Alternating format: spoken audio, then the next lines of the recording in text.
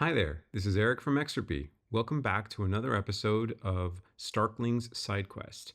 If you haven't checked out our other videos, we highly recommend you start with variables in Cairo and primitives in Cairo.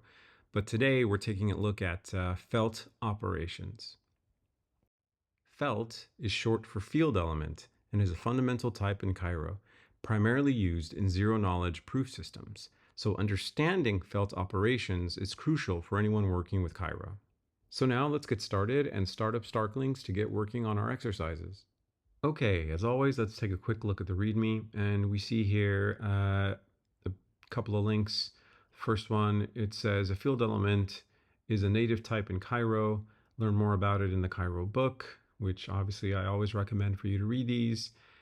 And then the next section here says Cairo 1 has native integer types which support more operators than felts, like modulus and division. Take a look here for more details. So again, I highly recommend you go through these links, read them in more detail. It's very helpful. For now, let's just go ahead and move on to operations 1. Okay, so let's first take a look at the comments here, and we see that it tells us a couple of things. One is that integer types implement basic comparison and arithmetic operators, and that felt 252 operations should be avoided where possible, as they could have unwanted behavior.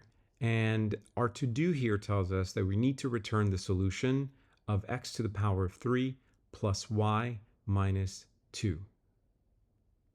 Okay, we also have a function here, and we see that it's we have two parameters, x and y, both usize, and then return usize.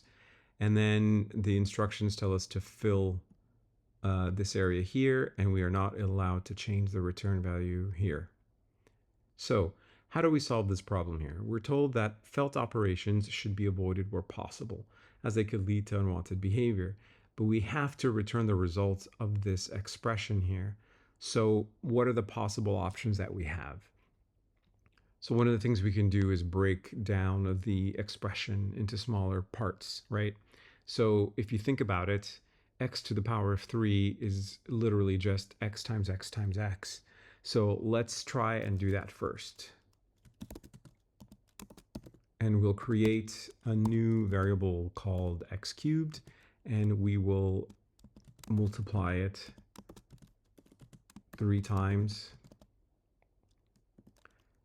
And that gives us the first part, but now we also have to do the second part of the expression. And we do that by now using res and assigning x cubed and then adding y minus 2. And let's go ahead and save that and see if it works. And it does.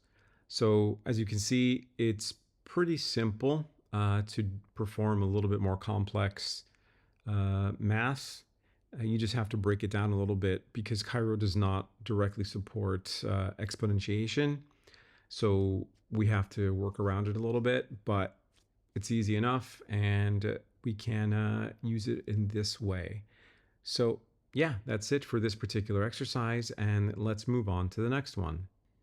Now, here we have instructions, and it's essentially telling us that we have in Cairo native integer types such as U8, U32s, U256, and usize, which support more operators than felts. And as always, we have to watch out for overflows. So let's try and use them. And so we have different functions here. This one is a function modulus, function floor division, function multiplication, and then we have some tests. And we are told not to change these tests. Okay, easy enough. And of course, we have errors that show us that we have incomplete functions and that our test is failing. Okay, so let's get started. So here, similarly to our previous exercise, we see that we have to return res, or the result. So here we have to calculate the modulus of x and y, And as we can see, we're returning res. So we have to clearly create that variable first. We use the let keyword, res, and then use our x and y parameters. And that should work. All right, let's move on to the next one. So here we have to calculate the floor division of x and y. So similarly, let res, and then we assign it to x, and then we divide it.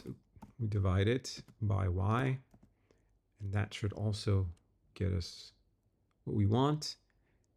And then finally, we have just to multiply these. So again, let res, and then x multiplied by y, and that should get us to compile here. Let's take a look at the errors, or let's look at the output, and it is. So yeah, this was a quick and easy one, and you see that it's pretty straightforward to perform these types of operations. Okay, that's it for this video in which we quickly explored felt operations in Cairo. We learned what felt stood for, which is field element, and how it's a crucial type in the Cairo programming language, useful for zero knowledge proofs. So hopefully after doing these couple of exercises, you have a better grasp of what you can do in Cairo. And yeah, we'll see you soon. We'll see you in the next one.